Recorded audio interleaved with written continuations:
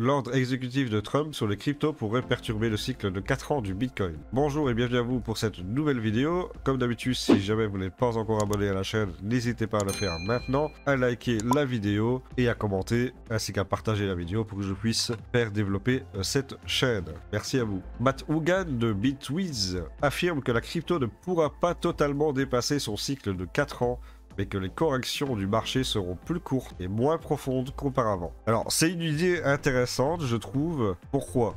Eh bien, tout simplement parce que si jamais on constate que des pays, de plus en plus de pays font des réserves stratégiques de Bitcoin, forcément, qui dit réserve stratégique dit que ce sont des Bitcoins qui ne vont pas être vendus à tort et à travers. Vu que le principe, en tant que réserve, c'est de les garder justement en réserve, au cas où qu'on en aurait besoin. Donc comme ces bitcoins-là, qui sont quand même beaucoup, qui sont nombreux, achetés par différents pays, eh bien, ces bitcoins-là, comme ils ne seraient pas vendus, ben, quand les retails et les whales vont vendre leur bitcoin pour faire des profits, eh bien la chute forcément sera moins impactante puisque tous ceux qui ont pris des bitcoins comme réserve stratégique, eux ne vont pas forcément vendre ces bitcoins là.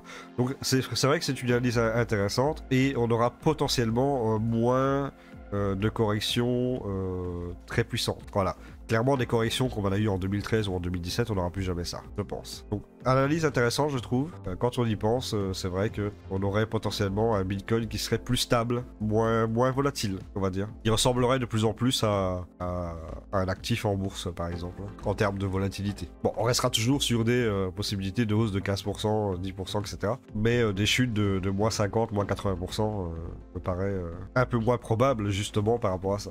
N'hésitez pas à me dire dans les commentaires si vous pensez la même chose que moi ou si vous avez une autre opinion, ben n'hésitez pas à la marquer dans les commentaires. L'ordre exécutif récent du président américain Donald Trump sur les crypto-monnaies pourrait bouleverser le cycle haussier et baissier de 4 ans observé sur le marché depuis une décennie, selon Matt Hougan, directeur des investissements de Bitwiz. L'ordre signé par Trump le 23 janvier, combiné au changement au sein de la Securities Exchange Commission, marque l'entrée complète de la crypto dans le courant dominant, permettant aux banques et aux institutions de Wall Street de s'engager plus agressivement dans cet espace, a expliqué Hougan dans une note du 29 janvier. Il estime que les fonds négociés en bourse ETF crypto sont désormais suffisamment importants pour attirer des milliards de dollars de nouveaux investisseurs, mais il se dit convaincu que l'initiative Trump visant à explorer la création d'une réserve d'actifs numériques et à élaborer un cadre réglementaire pourrait rapporter des milliers de milliards. Le nombre de fraudes et de mauvais acteurs dans l'industrie crypto diminuera considérablement au cours des 4 prochaines années car les leaders comme David mettent en place des réglementations raisonnables pour les crypto-monnaies. L'approche précédente, qui consistait à réglementer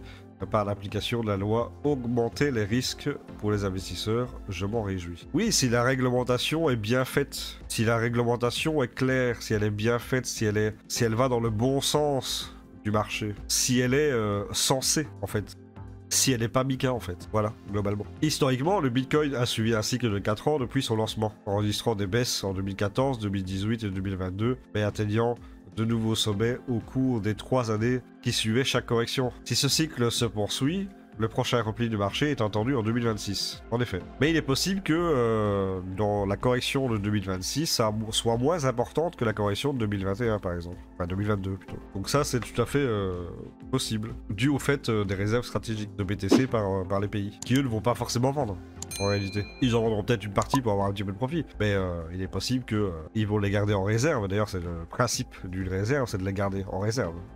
Voilà. Hougan pense que l'industrie ne pourra pas totalement dépasser ce cycle, mais que toute correction sera plus courte et moins profonde que par le passé. L'écosystème crypto a mûri et il y a une plus grande diversité d'acheteurs et davantage d'investisseurs axés sur la valeur. La volatilité restera présente, mais je ne suis pas certain qu'il faille parier contre la crypto en 2026. Les faillites de FTX, Triaro Capital, Genesis, BlockFi et Celsius ont contribué à la chute du marché en 2022 lors des cycles précédents. La répression de la SEC contre les ICO et la faillite de MTGOX figuraient parmi les principaux déclencheurs des corrections, rappelle Hougan. Oui, et c'est vrai qu'à chaque cycle, tout ce qui est, enfin toutes les merdes qui ont prospéré pendant les bull markets finissent par s'effondrer pendant les... C'est là que tu vois les bons et les mauvais, globalement. Selon Hougan, les effets de l'ordonnance de Trump ne se feront pas sentir immédiatement car David Sachs, le tsar des crypto-monnaies de la Maison Blanche, aura besoin besoin de temps pour élaborer un cadre réglementaire, tandis que les mastodontes de Wall Street auront besoin d'encore plus de temps pour réaliser pleinement le potentiel des crypto-monnaies. Les banques de Wall Street peuvent désormais détenir des cryptos beaucoup plus facilement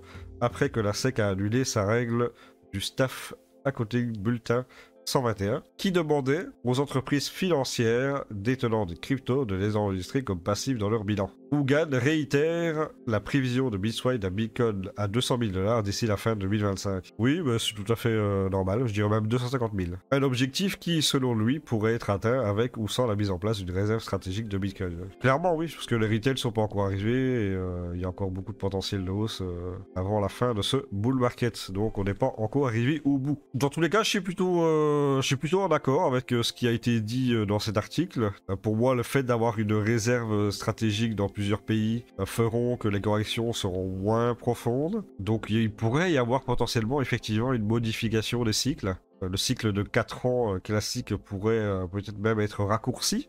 C'est tout à fait possible. Hein. Imaginons un cycle de 2 ans ou de 3 ans plutôt que 4 ans. Ça serait, ça bouleverserait l'ordre des choses, surtout avec le halving. Donc à voir comment ça va se passer. N'hésitez pas à me dire dans les commentaires ce que vous en pensez. Est-ce que vous pensez que le fait d'avoir des réserves stratégiques dans différents pays feront en effet qu'il y aura moins de corrections profondes.